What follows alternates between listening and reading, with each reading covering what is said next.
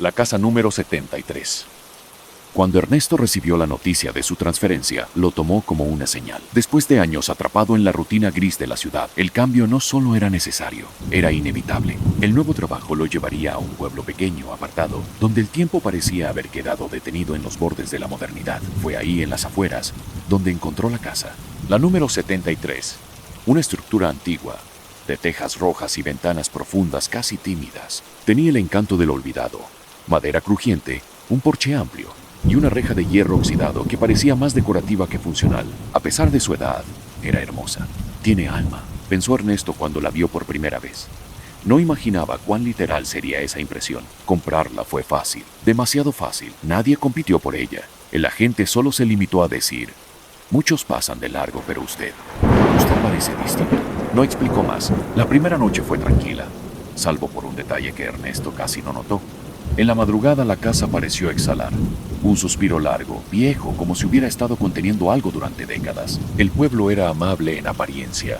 Gente de campo, saludos tímidos, miradas que evitaban quedarse demasiado tiempo fijas. Pero había algo más. Una tensión invisible que crecía cuando mencionaba la casa. Nadie quiso hablar del lugar. Cada vez que Ernesto mencionaba la dirección, los rostros se volvían de piedra. Las sonrisas se evaporaban. Nadie, excepto una mujer vieja, encorvada, que atendía la polvorienta tienda de abarrotes cerca de la plaza. Sus ojos eran grises como lluvia detenida, y su voz tenía la textura del papel quemado. Cuando escuchó a Ernesto decir que vivía en la casa 73, dejó caer una lata de comida al suelo. No la recogió, solo lo miró, como si lo viera ya muerto. Y entonces, sin que nadie más la oyera, se acercó al mostrador y susurró: en esa casa habita algo no muerto. Algo inhumano, algo profano. La frase se le pegó a la piel como sudor frío. Ernesto intentó preguntar más, pero la mujer simplemente se volvió de espaldas y murmuró: usted ya está dentro, ya no necesita saber. Esa noche, mientras deshacía cajas en el sótano, encontró una puerta pequeña detrás de un mueble empotrado. No tenía manija, solo un hueco en el que encajaba perfectamente la mano. La puerta, pequeña y sin manija, parecía una cicatriz en la pared. Ernesto la empujó con fuerza, y tras un crujido seco como madera astillada por dentro, se abrió hacia una oscuridad inmóvil, pesada, como si nadie hubiera cruzado ese umbral en décadas. El aire tenía un olor espeso, humedad, óxido y algo más, algo viejo, como si los años se hubieran encerrado ahí a pudrirse en secreto. Del otro lado, solo había un cuarto, un recinto cuadrado, oculto en una de las paredes del sótano, hecho de piedra y cubierto de polvo tan grueso que al caminar, sus pisadas rompían un silencio de medio siglo. No había luz, salvo la temblorosa de su linterna, pero incluso esa parecía atenuarse, como si la oscuridad se la bebiera poco a poco. En el centro del cuarto había un círculo dibujado en el suelo con una mezcla seca y resquebrajada, sangre y ceniza. Dentro del círculo, símbolos tallados, velas derretidas, fragmentos de huesos y algo que parecía un corazón seco, mumificado, cubierto de runas grabadas en carne. A su lado, apoyado sobre un atril corroído por el tiempo, había un pergamino. Ernesto se acercó con cautela, respirando apenas, como si cualquier sonido pudiera despertar algo. El pergamino estaba amarillento, quebradizo, pero aún legible. Estaba escrito a mano con tinta negra que había manchado las fibras como veneno. En la parte superior, el título era claro, casi tallado a fuego: el pacto de Yistamahuatl, el hambre antigua. Leyó, con un nudo formándose en su garganta: aquel que pronuncie su nombre abre la grieta. Aquel que lo alimente será parte de él, y aquel que lo invoque jamás morirá, pero jamás vivirá. Yistamahuatl fue desterrado del mundo de los vivos, no por los cielos, sino por los hombres. Su presencia devoraba el alma. Su voz corrompía el tiempo. Un solo susurro suyo bastó para hacer enloquecer a una aldea entera. 5 corazones fueron ofrecidos para traerlo. 4 se consumieron. 1 aún late. Debajo, una firma ilegible, apenas una garra dibujada con furia. Ernesto retrocedió. Miró a su alrededor. En una esquina del cuarto, oculto bajo una manta podrida, encontró un maniquí de madera. O eso creyó. Al retirarla, descubrió que era el cuerpo momificado de un hombre, de rostro cocido, vestido con una túnica ritual desgastada y un medallón que llevaba grabado el mismo símbolo del pergamino. La boca del cadáver estaba abierta, como si muriera gritando, como si todavía lo hiciera. Y justo entonces, la linterna de su celular parpadeó una vez, dos, y se apagó. En la oscuridad, Ernesto no vio nada, pero escuchó un susurro, no una voz humana. Era más bien una sensación, un pensamiento invasivo que no venía de él. Iztaccíhuatl ya despertó. Ernesto salió del cuarto oculto con el cuerpo entumido y las manos heladas. Cerró la puerta detrás de sí como si pudiera encerrar allá abajo todo lo que acababa de ver, pero al volver al dormitorio, no fue el silencio lo que lo esperaba. Laura estaba sentada en la cama, con los ojos enrojecidos y los brazos rodeando a Camila, que sollozaba como si hubiese despertado de una pesadilla demasiado real. ¿Qué pasó?, preguntó Ernesto, acercándose. Laura lo miró, temblando. Camila dice que alguien entró a su cuarto, que se sentó en la oscuridad y le dijo cosas que no entiende, que hablaba con la voz de su papá, pero no eras tú. Ernesto, esta casa, algo está mal. Él ya lo sabía, y esa noche, por primera vez desde que llegaron, lo dijo en voz alta. Tenemos que irnos. Laura lo miró como si se aferrara a esa frase, como si una parte de ella hubiera estado esperando oírlo, pero la esperanza duró poco. Ernesto bajó la mirada. No tenemos dinero, Laura. Vendimos todo. Esta casa es lo único que tenemos. Y ahora sé por qué estaba tan barata. El demonio había comenzado. Las manifestaciones se intensificaron con rapidez. Puertas que se abrían solas. Luces que parpadeaban aunque no hubiera cortes. Murmullos detrás de los espejos. Objetos que se desplazaban. Y Camila, cada día más pálida, más débil, como si algo invisible se estuviera alimentando de su alma poco a poco. Esa misma mañana, Ernesto salió en busca de la anciana. Ella había sido la única que le advirtió, la única que le creyó. Pero al llegar a su casa, encontró la puerta cerrada y una vecina barriendo la acera. ¿La señora?, preguntó Ernesto, casi jadeando. La vecina lo miró con una expresión seria y cruzó los brazos. Murió anoche. ¿Qué? ¿Cómo? Nadie sabe. La encontraron en su cama, con los ojos abiertos, la boca llena de tierra. Dicen que fue un infarto, pero yo... Hizo una pausa, mirando hacia los cerros. Yo digo que fue esa cosa de la que siempre hablaba. Ernesto no dijo una palabra más. No podía.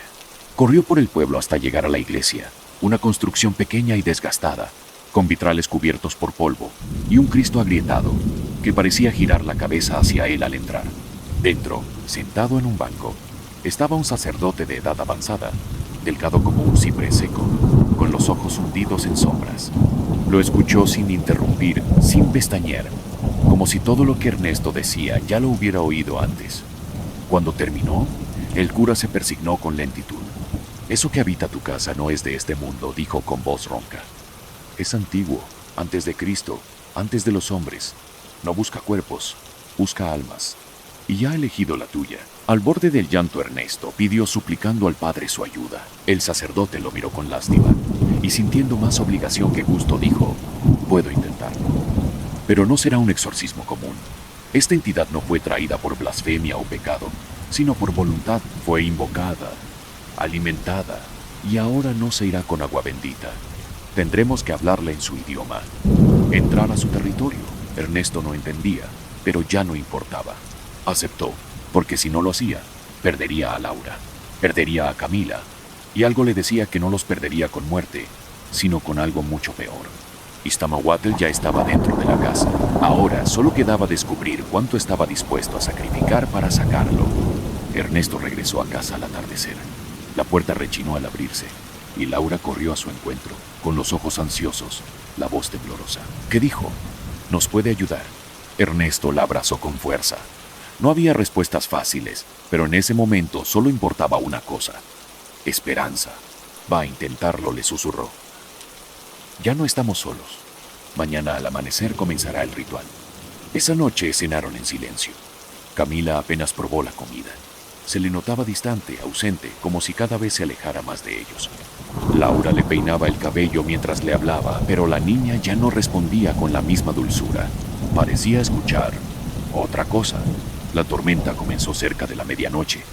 Truenos lejanos retumbaban como tambores de guerra. En la habitación, Camila dormía, hasta que algo la despertó. Primero fue un susurro, luego un leve tirón en su pie, luego arañazos. Laura se sobresaltó con el grito. Entraron corriendo. Camila estaba en la cama gritando, con algo invisible sujetándola por los tobillos, arrastrándola hacia el borde del colchón. Su cuerpo se retorcía, levitaba apenas unos centímetros, y de su garganta salía un sonido que no era un grito humano. Era seco, desgarrado, como si el aire la desgarrara por dentro. Ernesto la tomó de los brazos, luchando con fuerza contra el vacío. Laura gritaba oraciones que no recordaba aprender. Y entonces, como si algo se quebrara, cesó. Camila cayó rendida sobre la cama, temblando, con los ojos aún abiertos. Su cuerpo estaba cubierto de marcas, moretones oscuros, como manos que la hubiesen presionado con odio. Pasaron la noche despiertos.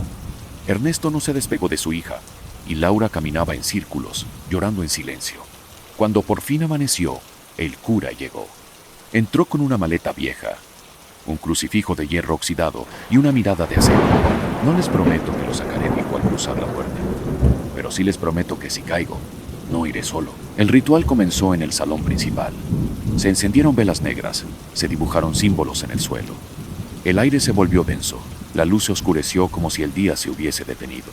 El cura comenzó a orar con voz firme, en latín, en náhuatl, en lenguas que Ernesto no entendía pero que parecían herir el aire. Iztaccíhuatl respondió, la casa tembló, las ventanas estallaron, las paredes sangraban sombras. Una carcajada grave se escuchó desde el techo, desde el suelo, desde dentro de ellos, y luego el cura gritó. Una fuerza invisible lo levantó del suelo y lo arrojó contra la pared. Su cuerpo golpeó una viga con tal violencia que su cuello crujió en un ángulo imposible. Cayó al suelo con los ojos abiertos y ya sin vida. Ernesto gritó su nombre, y entonces sintió un empujón. Cayó por las escaleras del sótano. Cada peldaño lo azotó como un martillo. El último sonido que escuchó fue su propia vértebra quebrándose como una rama seca. Oscuridad, silencio. Laura corrió con Camila entre brazos.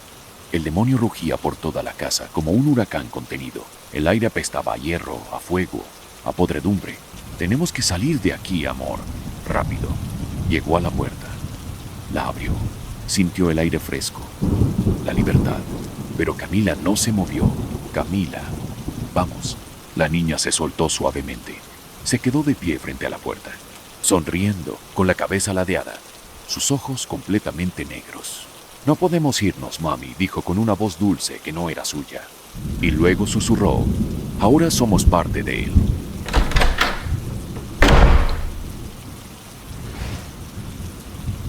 El círculo se disuelve, la hoguera se apaga y los susurros regresan a la tierra. Pero este aquelarre no ha terminado.